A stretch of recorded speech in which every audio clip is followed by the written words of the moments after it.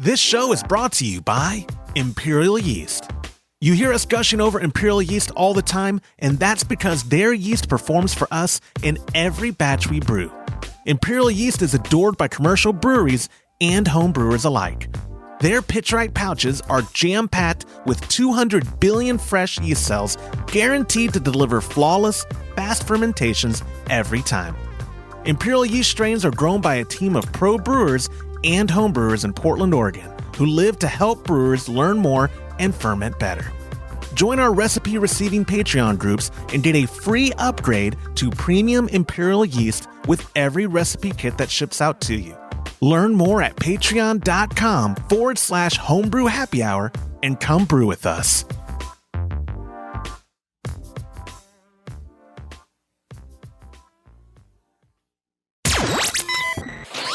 Entertaining shows with content that spreads information and sparks discourse throughout the community. This is the Pearl Media Network.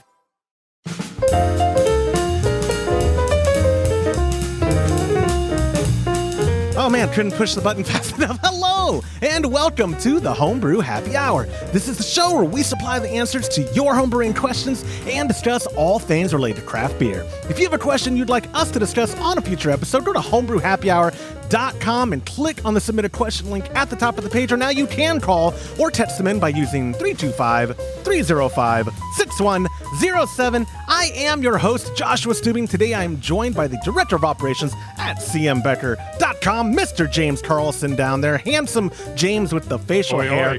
I love it. And always the chief keg washer, the boss man. He pays the bills. Mr. Todd Burns. Gentlemen, how are y'all doing today? Good. Yeah. Good day. The shaggy Todd Burns. Look at that hair. Yeah, he kind of has this surfer dude look. No kidding. It works. The Corona look. No kidding. You are. Someone said shaggy hair shows you care, and Todd, you care, my friend. I care. Look at that. Huh? That is the longest I've ever seen your hair. You should do a mullet. I'll give you $100 if you do a mullet for the rest of the year. Well, $100 ain't that much. You had me at $100 the rest of the year. You lost me. Let's talk about a time length that $100 will buy for Todd Burns' mullet. Well, you know what? You don't even go in public that much. It's not worth $100. Never mind. Forget that idea. You have no idea how much my wife hates mullets. Does she really? yeah, she really. Yeah, I don't see it on him. Joe Dirt haircut. Okay. All right. We'll figure out a time length then, because that would be funny. I mean, and come on, you're like me. Anything to get at our wives. We're bored these days. We have to figure out the things. My wife, if I had a list going of everything I did that annoyed her, it would fairly certain that I'm already doing a really good job of annoying her at this point. Yeah. You don't need any other reasons, right? We don't need any other reasons. That's hilarious. I also, real quick, for people who watched last week's show and gave me the feedback, I'm not as glowing this week. I have no idea what happened with my camera, but I thought I could fix it in post. The lighting, I looked like an angel, but ugly. Like, I was just, my whole face was glowing bad. I realized it halfway through the show, and I was like, oh no, I can't fix it right now. So that's funny. So you look like an angel, but like somebody would be like, there's an angel. Wow, they're a lot more ugly than I thought they would. Oh, yeah. Yeah. I would be the kind of angel, like, you think you were going to hell. He was like, oh, that's what got sent to me. Ah, yeah, it is an ugly mug. Even with decent lighting, it's an ugly mug. Anyway, I am happy to have y'all on. We were going to do a show last week, and then, we last minute, we were talking to Carrie over there at the American Homebrewers Association. Great girl. We're going to have her on the show at some point because Todd told her she's going to be on the show. Yep. But we were like, hey, Homebrew Con's gone virtual. We should have someone from the AHA on the show. And Gary Glass, the director for them, was very gracious and did the show with me last minute. And so if you haven't listened to that episode yet, and you don't know the news because you've been off the internet or for whatever reason, Homebrew Con this year didn't get canceled, Todd, our $5 bet, but it did move to virtual. And so there's a lot of exciting news about that coming up. And if you listen to episode 181 with Gary Glass, you'll get more information on that. But I do want to just, pull a Todd Burns here and argue semantics that we bet it would get canceled. My bet was that it wouldn't get canceled, and your bet was that it would get canceled. James, would you say Homebrew Con got canceled? The walk-in event was canceled. Absolutely. Oh, well, I didn't say anything about walk-in, Todd. I don't know what you want to, how you want to do this bet. I mean, I'm okay calling it a draw if you're okay with that. Otherwise, I'd like to say that. Otherwise, I'd like. I'm not okay with it. You lost. No, okay. I was going to say, let's put it up to a vote on listeners, but they're going to throw me under the bus. I'm just going I'll just bring you $5. But yes, Todd, I'm going to let you take the lead on this because you have been working hard with Carrie and organizing a cool event that we're going to sponsor at Homebrew Con. Yeah, so we're going to sponsor a talk, and we're going to do the talk. So we're going to specifically talk about draft beer. Dispensing draft beer. We're going to kind of go over the different types of systems fairly quickly. And then we're actually going to do a pre-video of how to build a keezer and talk about it and kind of fast forward it so we don't take a lot of time, but we show you how to build a keezer from start to finish and, so what some of the options are there. And then we'll also, talk about things like foaming and, other issues you might run into with draft beer. It's basically a 45-minute class on draft beer dispensing with a 15-minute question and answer at the end. So we're real excited about it. And James will be there as well as I. James is like between you two guys, draft experts. James, you're going to talk. Yeah, I like that look on your face. James, you're too humble. Just take the compliment and be like, I am the expert guy right there. Yeah. Well, he's been on. He's taken one of the best draft beer classes in the country. He's been working in draft beer a long time. I would say he's an expert. I agree. I know. I agree. But you're going to be there talking about dispensing solutions. To add to that, to showing the disconnects and how they play a role, but more importantly, the faucets and how they play a role. Right? Yep. Oh yeah, absolutely. It's going to be. More importantly, though, I think I want to bring up that Josh has worked for a draft beer company for 14 years. No, whoa. You did no. He's obviously an expert as well. Stop. I take compliments well. Okay, don't get me wrong. I am an expert. This whole "I'm an idiot" thing's just a shtick. But 12 years. You have been open going on 14 years. That's what it was. Josh has worked for a draft beer company for 12 years, so he is also an expert on this.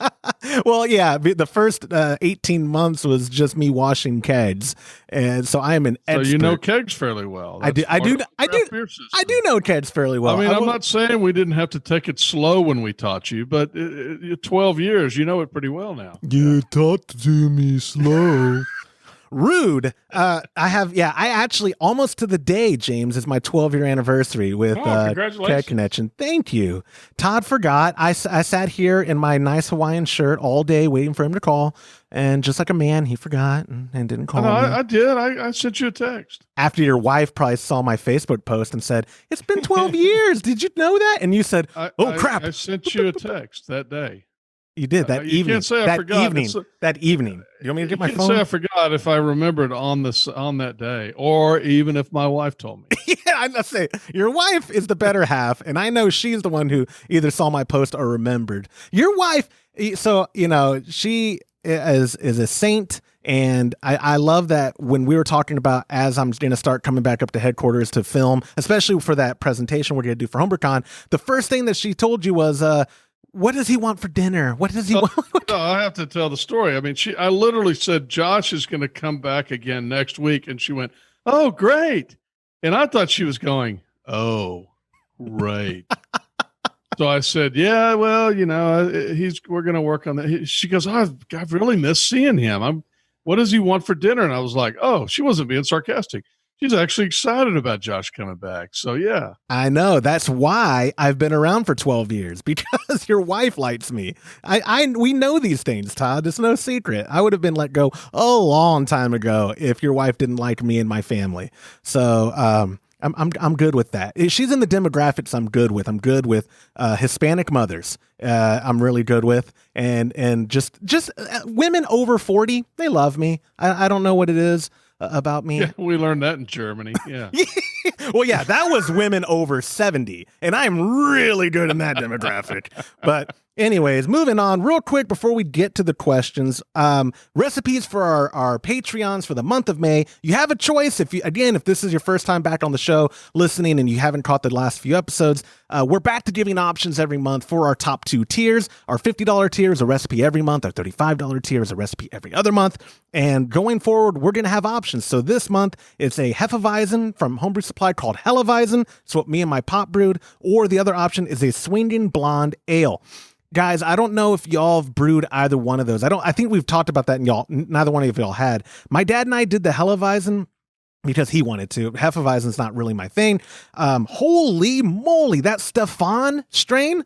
It took. Did I send y'all the picture of that? It was in the video my dad took after we made the blow off tube because it blew out for a whole 2 days. It was just blub, blub, blub, blub, blub, blub. I mean, it was like a motorboat. It was nuts. Have y'all had yeast that vigorous? Yeah, when I brewed the same day, I pitched 4 yeast, and it was an IPA. It was a Mosaic IPA, and I pitched 4 bags of Imperial. I forgot which one it was now, though. Flagship, maybe? I think it was juice.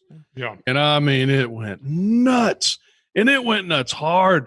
And I checked it maybe 2 days ago.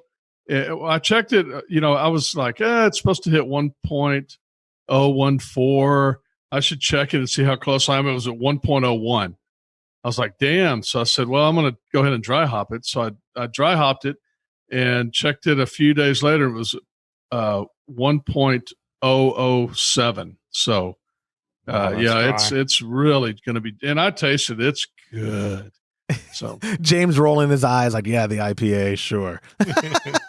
James, you're the one. No, I'm just shocked at how low it went. I can't remember. I told him the other day, I don't remember the last time I had a beer go down.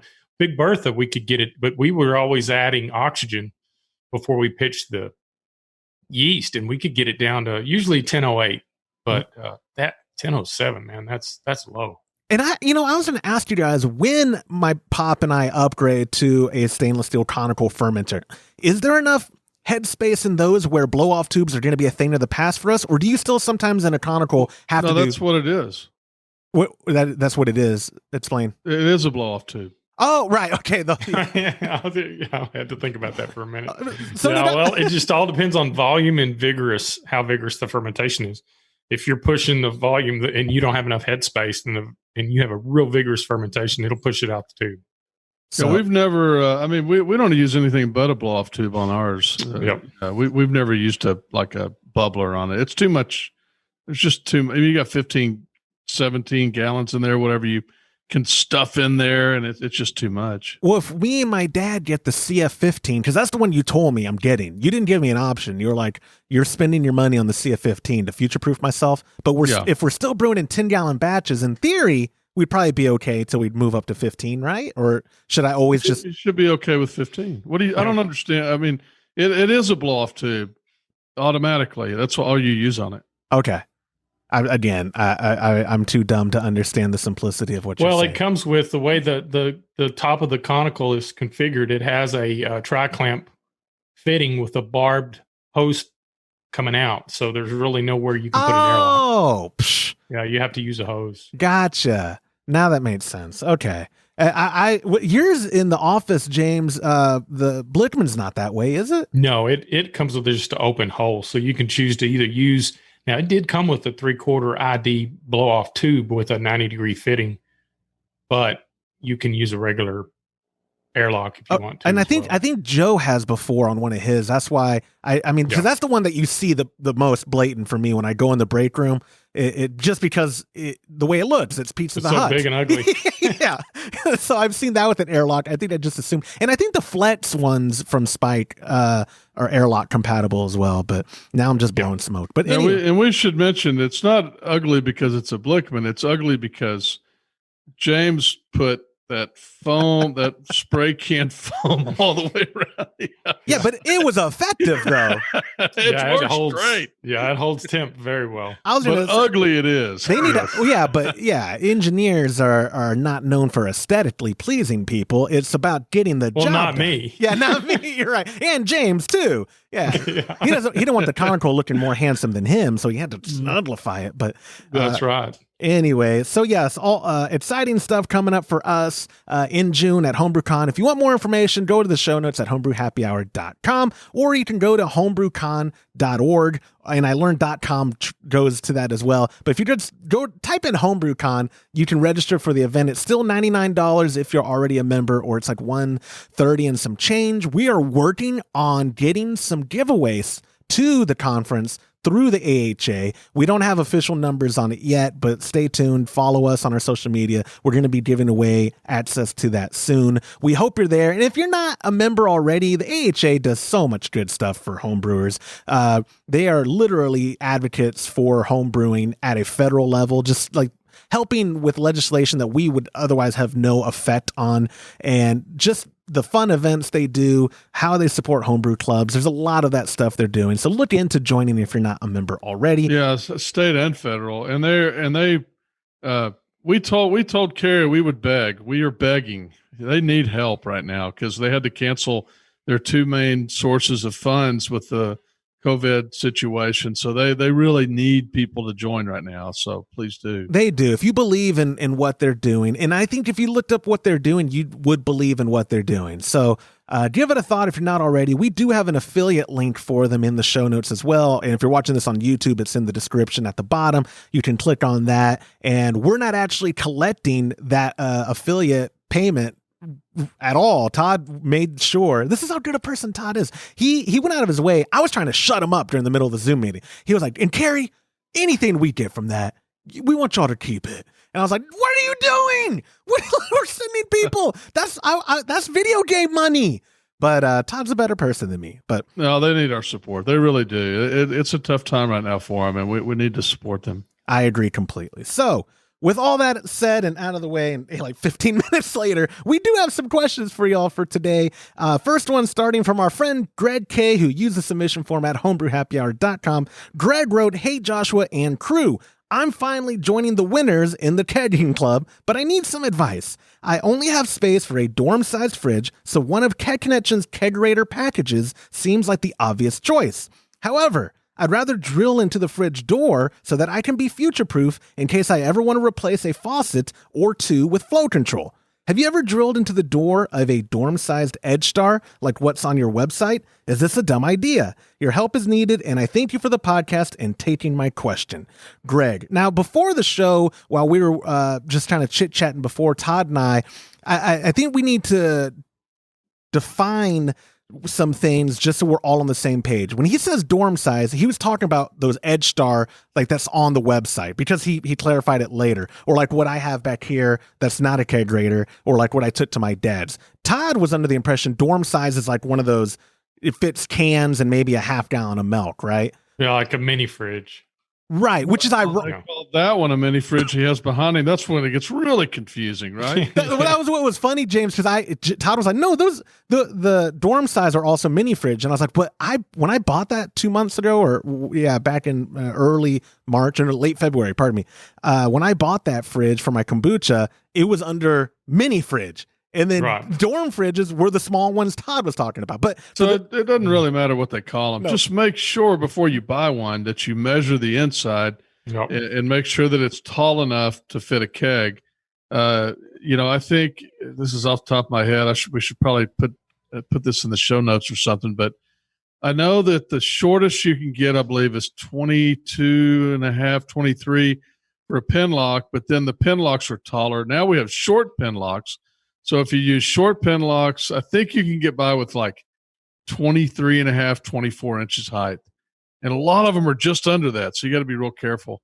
And the pin locks are quite a bit fatter too than the ball locks. Yeah, they're about 9 inches wide. The ball locks are 8 and 8 or 8 and a quarter or something. So, you got to make sure that you measure everything and make sure it'll fit first. Go No, ahead. no. I was going to tell you because I was trying to segue you into my main concern is his decision to want to drill through the door. I get weird drilling through anything. Well, okay, to be transparent, I'm not handy. I don't drill through anything. But when you guys drill through stuff, it terrifies me. But one, because it's like, oh crap, if we break something, that's it. You can't return it once you drill through it. But with refrigerators, how do you know? I would be afraid of drilling through refrigerant line. So, not in a door. There won't be cooling lines in a door. Yeah, almost. It's very rare. The way you can tell is just look for any kind of lines going in, because I have on a very rare occasion seen lines going. Like you can tell because there's a hinge there, and the lines will follow somewhere, and they may not be refrigerant lines, but maybe it's electrical lines for a light.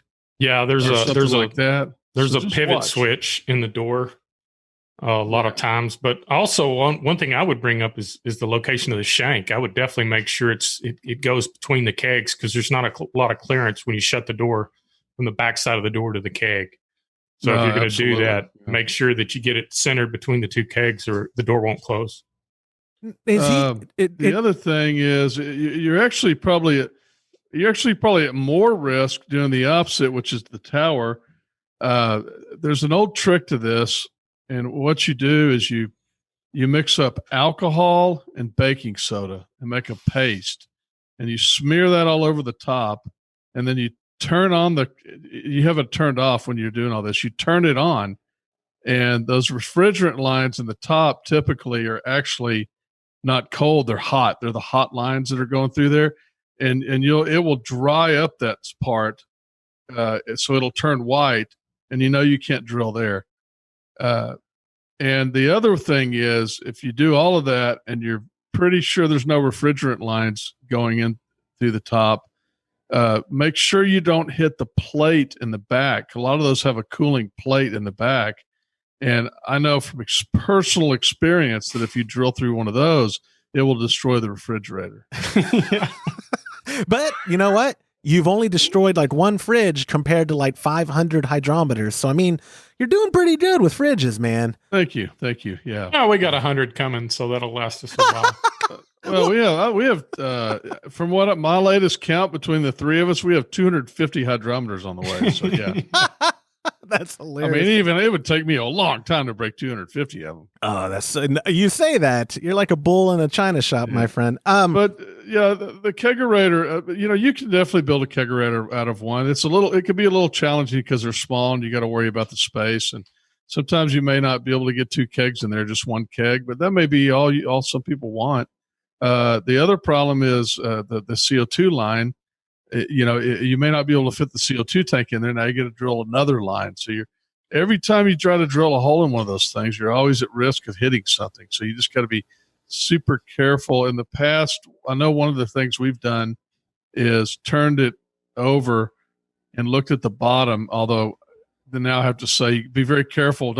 You don't want to lay a fridge on its side very long or at all if possible, because then if you do, you want to make sure it sits upright for at least 24 hours before you turn it on. But sometimes underneath, you can see the body underneath that's coming up through the top, and you can drill a little hole through there to get your CO2 line through. And I was going to ask you, James, what is the shortest, like, let's assume he goes with a CM Becker flow control faucet in the future. What's the shortest shank that CMB has so that he's not taking up additional space that would kill, like if he was having two kegs in there before and now it's like, oh crap, that shank's going to kill the space. I've got like a 1 3/4 shank. Oh, okay. This is a mini compensator. So it would be definitely too short for a door. It's mainly for towers. If you're wanting to do, if like we have our IBIS towers, which are sculptured towers, and that's what they're for. So he should probably, if he can figure out the logistics of drilling through his door, the shank size probably won't be an issue for him. The 2.5, wouldn't you say, Todd? The 2.5 would be about perfect for that door. If it'll fit through there, maybe, because the 2.5. Because of the way the hardware is on the CMB, the 2.5 doesn't give you very much space at all. Is it a 2.5 or a 3.5? It's 2.5. Okay, because I measured it the other day for a customer, and I was we always tell people you lose about an inch, but you lose more than an inch on that one. Yeah. So- I was thinking that the those smaller fridge doors aren't as thick as like a full size fridge. Yeah, I don't know.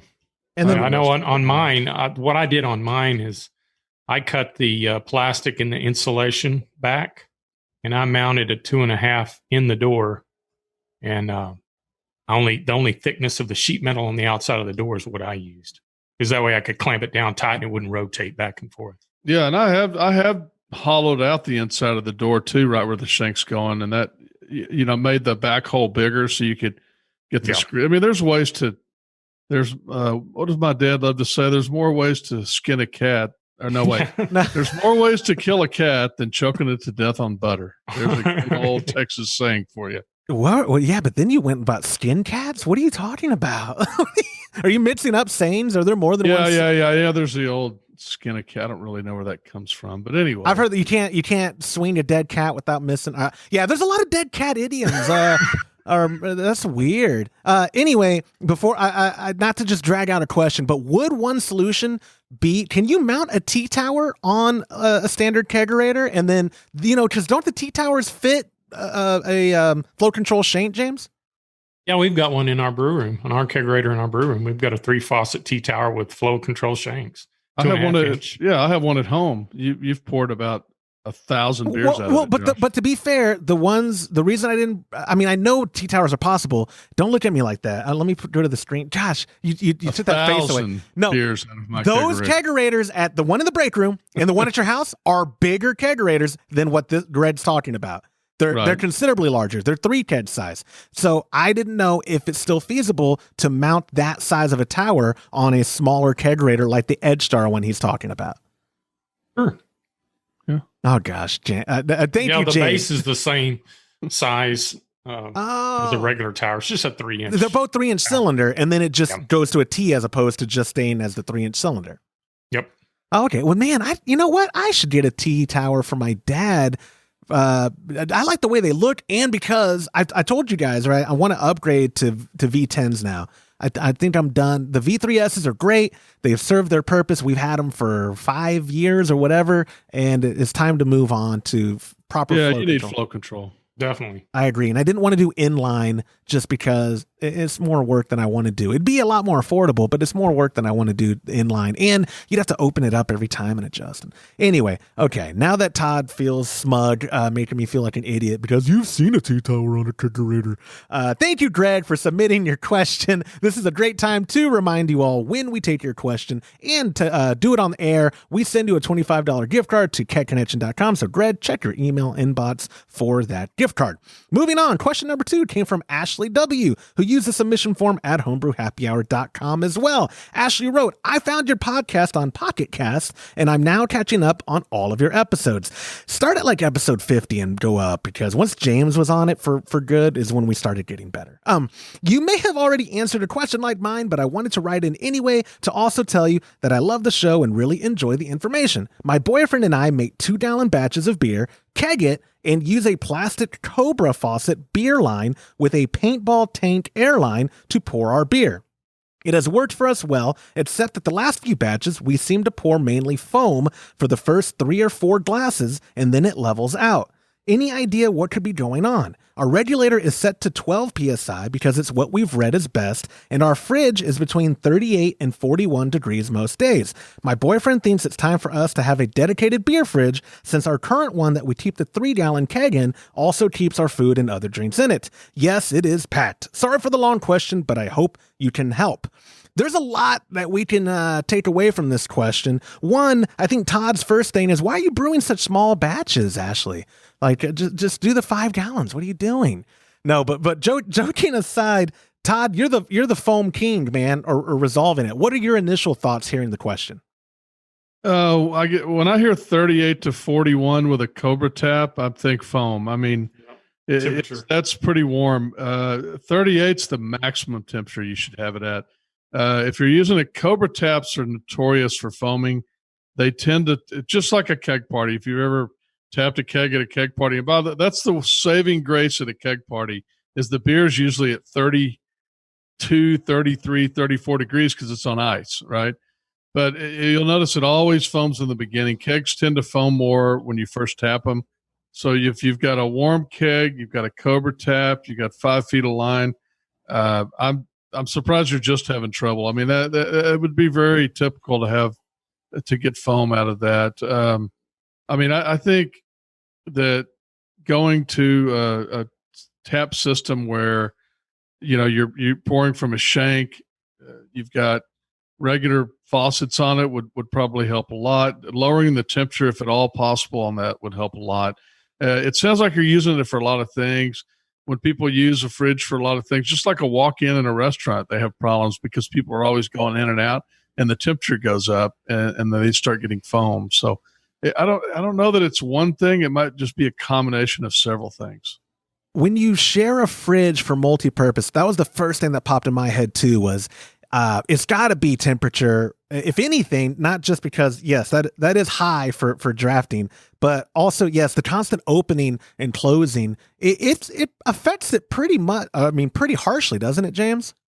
Yeah, I think with my system, and we've talked about this before, I can get, I have to draw a beer before it stops foaming, and I know what the issue is. It's temperature. Everything's warmed up, and the beer is having to cool down the lines that aren't refrigerated. So if there's a bunch of people there to drink beer, the first pour is always foamy. So I just dump it out, and then it'll pour foam-free beer the rest of the day as long as it's cold.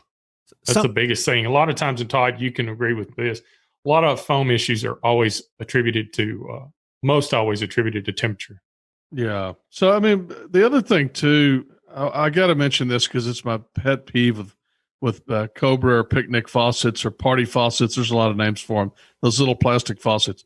A lot of times when they're foaming, you'll see this at keg parties. I know not everybody's watching on the video, but people will start to do it and it foams, and then they go, oh, it's foaming, and then they'll do it real slow. Yep. If you do it real slow, you will get nothing but foam because you're just causing it to shoot up against that piece of plastic there. So you've got to, suck it up and open it all the way too. Yeah, pop it open as quick as you can, because if you crack it, that's basically how our creamer function works on our faucets.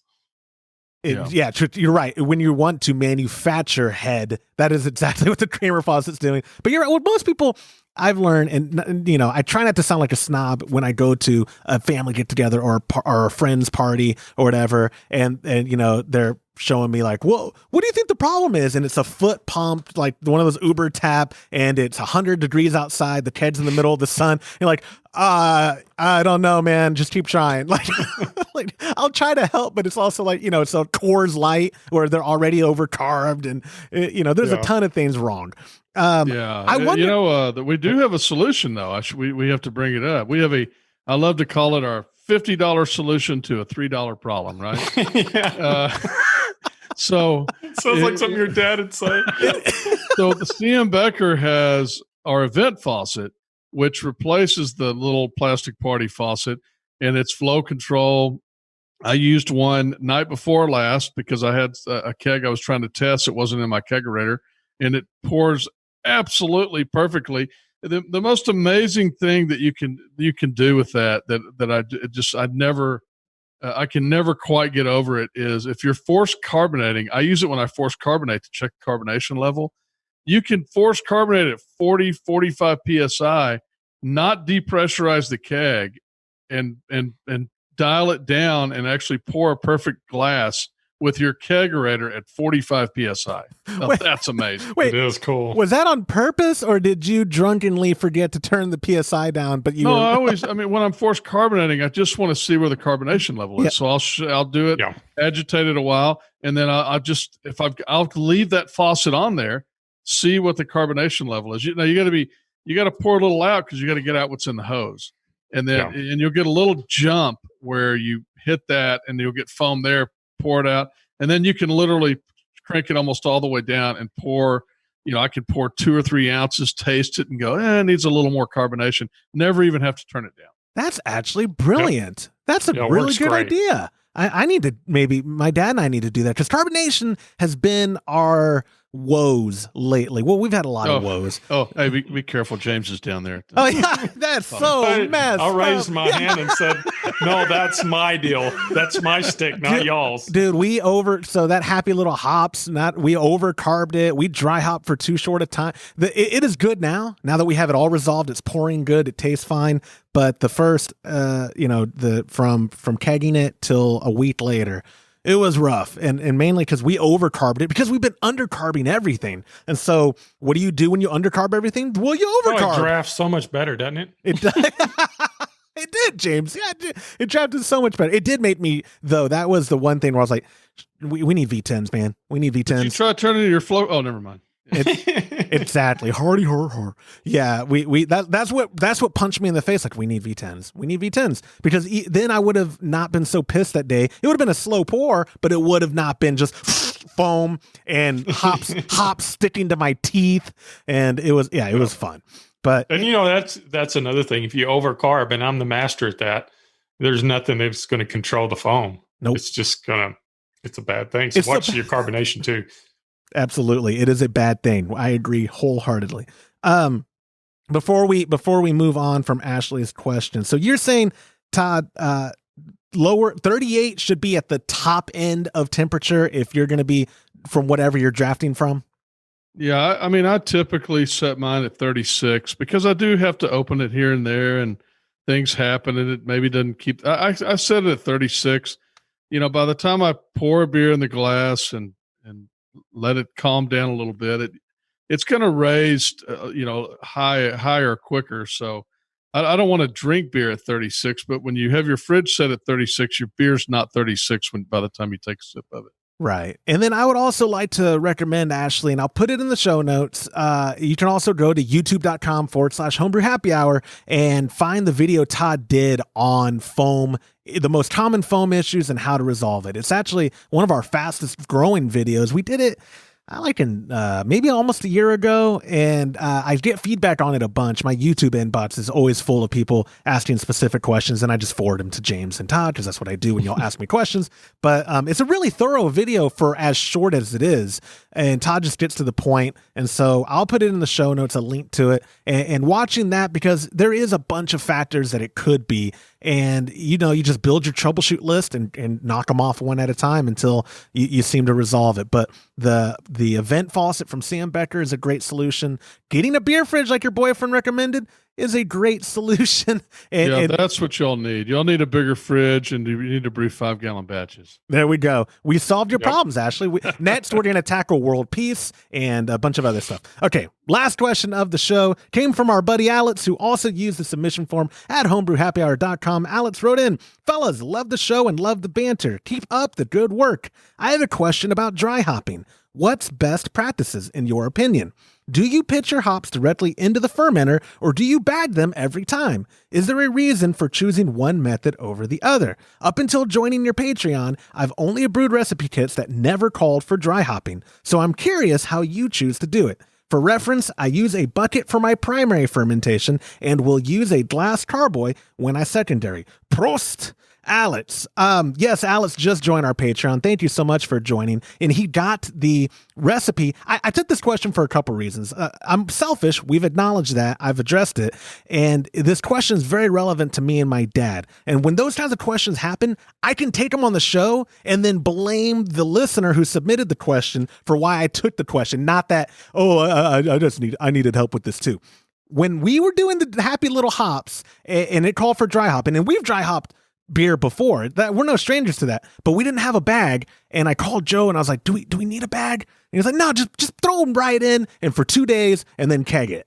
Well, guys, I'll be honest with you. 2 days was not quite long enough because then when we kegged it, regardless of our overcarbing issues with it, we had hop residue sticking in our mouth for the first, 10 pours. We actually got it clawed. Remember, I texted y'all, like, what should I do? And it turned out, take the post out, whatever. Oh, it's clawed with hops. Like, it was only 1 ounce, and I'm so surprised by how much residue it leaves behind. So let's start with you, James. What are your dry hopping practices? Because we know you love dry hopping a good IPA. Actually, it's the part of the hops that I really like. It's everything but the bitterness. I wait till a couple of days after high crowds, and when I know the fermentation's done, and then I'll add it, and I'll let it go for 5 days or so. And then when you cold crash it, the sediment all falls to the bottom of the conical, and you can dump it out if you want to under pressure. A lot of times, like Todd, he secondaries everything, so that's the perfect time. If you're going to do a secondary fermentation, just put it in the secondary. Yeah, I secondary everything except on the spike fermenter because it's I cold crash it. It's right there. I bag them now. Joe and I disagree on this. Not saying Joe's an idiot, but every time I drink one of Joe's beers, I have hops all on my teeth, and I have to take the post off and take the poppets out and blow the tube out 16 times before I get it flowing. So, no, I've never successfully been able to not get crap in it when I dry hop. So I started bagging it. I read a huge article about it the other day, and they did an experiment. And to be fair, the experiment was actually whether to dry hop at warm temperature or at cold temperature. And, they had different people try it, and they basically said, you can tell a little bit of difference if you do it cold, but not that much. But people, 7 out of 10 people could tell, and 2, and one thought it was better when you did it in the cold, right? So what I took they did mention they use bags, so I'm using bags now. And what I did the last time is I actually dry hopped it for about 3 or 4 days instead of 5 days in the warm temperature, and then cold crash it, and I'm leaving it in the whole time I cold crash. So, you're still going to get some of that aroma even when it gets cold. And Todd, but I'm like you, Todd. I would prefer to do it warm and then cold crash it so everything settles to the bottom. It's easier to transfer when it's cold too. James, do you bag them too? I didn't hear if you said that. I'm sorry. I probably would going forward, but in the past, I've just using the conical, which is pretty much all I use now. I just pour it directly in. Is there, so let's say, like kidding aside, because the beer tasted great. It's a fantastic recipe, by the way, that Happy Little Hops, very smooth, very low ABV, and the aroma's there. Like there's a lot of grapefruit note in it. It came out delicious. It's one of my dad's favorites now. He's, he lights IPAs, and this one is a very approachable IPA that I would share with anyone, like as an entry. It's not, it's, I would almost call it a pale ale for how smooth it is. But either way, do you have I forget where I'm going with this. Man, I'm gonna have to cut this. I'm gonna have to cut this out because I had the thought train, and I'm not gonna cut it out because I'm lazy. But I had the thought train going about, and the train hit a wall. Oh, I know what I was gonna say, because Todd, you recommended to me. Oh, what you do, you pull it out and you cut like an inch off the bottom of the liquid dip tube. Is that a solution that is like, what is the con of that? Is every beer now going forward with that keg, I'm losing a little bit of volume that matters? Like, how do you, like, what? Yeah, you're losing some volume, but I mean, it's, you're not cutting a whole lot off. And it in a lot of cases, I mean, if we're doing it from the disadvantage would be like the way that we're brewing, or if you do a secondary, and when you keg that beer, you don't have any sediment in it.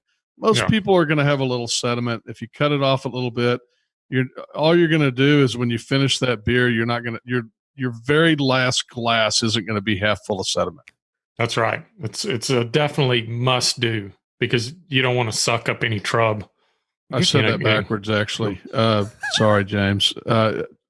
Not your last glass, your first glass. Sometimes the last one will do it too. Yeah. I know that when the Schwartz beer, that last glass got about halfway, and then I hit the bottom of that keg, and it just pumped a bunch of chocolate milk in it. I'm like, crap. First off, I like the subtle bragging that you have a keg of Schwartz beer, or you had one. Yeah, of course it went quick. I believe it. We are stuck with a Kolschweizen, a Hefeweizen, and then that hoppy. I mean, now it's smoothed out. But at first, I was thinking when we were having hop sticking to our teeth, I was like, we have hop sticking to my teeth. We have the boozy Kolschweizen. And and that's and then we're brewing a Hefeweizen. Like, oh, this is my dream. So I went and bought a case of thru the other day and stocked my fridge with it, because now when I'm at home at night with the cigar, we like Thursday or Friday nights, we'll sit out there, let the kids get their energy out. I wanted a beer that I really enjoy. The Boozy Kolsch isn't bad, but it caught up to me the other weekend, last weekend when we were playing Bad Toss, the official name of the game. It caught up to me where I was like, oh, I have to have my wife drive. I've never felt this way after 3 Kolsches, but that's what we get. I don't know what we could do next to mess up a recipe. You gotta bring some of that when you come next week, because I want to try. We got to do a recipe recap on it, and I'm bringing y'all bottles of it. I'm bringing y'all bottles of the Happy Little Hops. Cool. So we could do two episodes. We can. And I have beer at my house we could do episodes on too that we haven't done anything on. Yeah, I still have Todd's Fest beer on tap. No way. And I have my Fest beer on tap. Nothing good. No, shut up. I bet it is. Todd's is really good. And then we have the Belgian ale, which is really good. The Belgian ale's good. Wait, which recipe? Have you noticed how bright it is lately? Yeah. I got a glass the other day, and you could read newspaper print through it. It was really bright. What recipe? So Josh, I have a lot of beer on. I have that one, and I also have the help me. There was the Belgian beer, mm-hmm. and then that was the one we did when Kenny was in. And what's the one that had the higher alcohol content? I'm drawing a total blank now. I just started drinking it last night. Maybe that's why I can't remember it. But did you do another IPA? No. We did that beer. It wasn't the Belgium anyway. I can't not. The Maybach? The Maybach. Yes. Thank Okay. you. Thank you. The Maybach. I have that. Wait, I thought that got tossed. Oh, is that ready? It's good. I thought I gave you a keg of that already. I've got a keg. You gave me a keg of the Fest beer and a keg of the Dude, Belgian. I swear I gave you a keg of that Maybach. You didn't give me a keg. You know what? That's right. That's I was thinking it was the Fest beer. No, it's the Maybach. Yeah. I Very gave it good. to you not too long ago. Is that last keg I gave you? Yeah. Because I have my Maybach, which stuck at like 1040, and then we had to do another second pitch of yeast, and I was finally able to finagle it down to 1016, but there's some esters in there that doesn't work. So we have a lot. Well, of the beer. one I gave you, don't worry, it didn't get stuck. It'll pop-boom. Oh no, I've been drinking on it.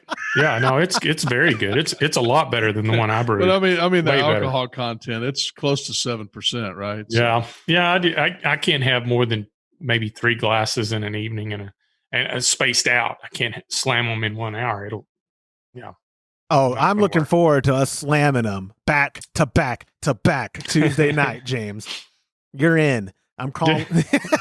Anyway, yeah, the whole time, I just want to clarify for audio listeners, they were only talking to each other. I do not have a keg of any of this stuff. Todd has not sent me a keg of anything. Yeah, but you got to have a kegerator at your house. You're right, though. You gave yours to your dad, remember? Yeah. I know. Did y'all? Total idiot. But hey, we haven't talked about the beer signs I gave him. Did you? I sent you those photos, yeah, right? I saw that. Yeah, nice. $60 very nice. for all those signs.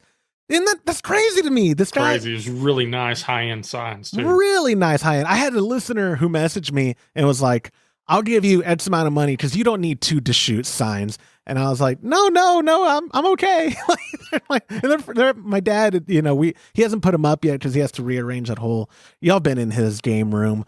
It's cool. Very cool. And I think it's going to look even cooler now with these beer lights. But I'm totally digressing. We've gone on way too long. I am looking forward to seeing you guys in the flesh and having a recipe recap. If we can knock out like 3 or 4 episodes, that would be wonderful because I've been jonesing. That show has been the best received at its stage of it. Like I've had people writing me, please don't let this die like you let the podcast die for a year, and then saying other mean, cruel feedback like that. Let's try to do 4. Why don't we try to do 4 and we'll maybe, James, we can't do 4 at one time, but we could do 2 one day and then maybe we could do 1 at I don't know. We'll try to find some way. Yeah, maybe we can do it here at work. Next week I have Emily, so we'll figure it out. We'll figure something out. We'll get it done. Sure. And I was just say, because if you wanted us to do 4 in one night, by episode 4, I can't operate the machine. Well, maybe we do 2 with James. Maybe we can do 1.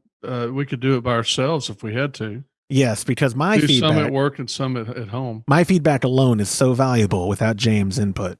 yeah, true. Anyway, all right, guys, thank you so much for taking the time out of your day to do the show with me. I look forward to seeing y'all soon. Thanks. Take care. And that will do it for this episode of the Homebrew Happy Hour. If you have a question you would like us to discuss on a future episode, go to homebrewhappyhour.com and click on the submit a question link at the top of the page, or now you can call or text them in by using 325-305-6107. Thank you to our show sponsor, Imperial Yeast, for supporting us and the homebrewing community.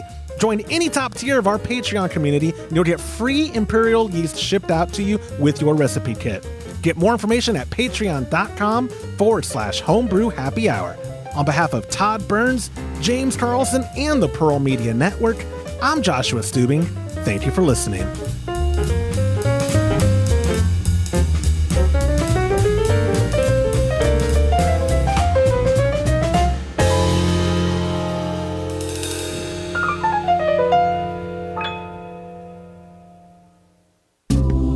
This program is made possible by the checkbook of Mr. Todd Burns and by contributions to our newly launched Patreon by viewers like you. Visit patreon.com/homebrew happy hour and join our community.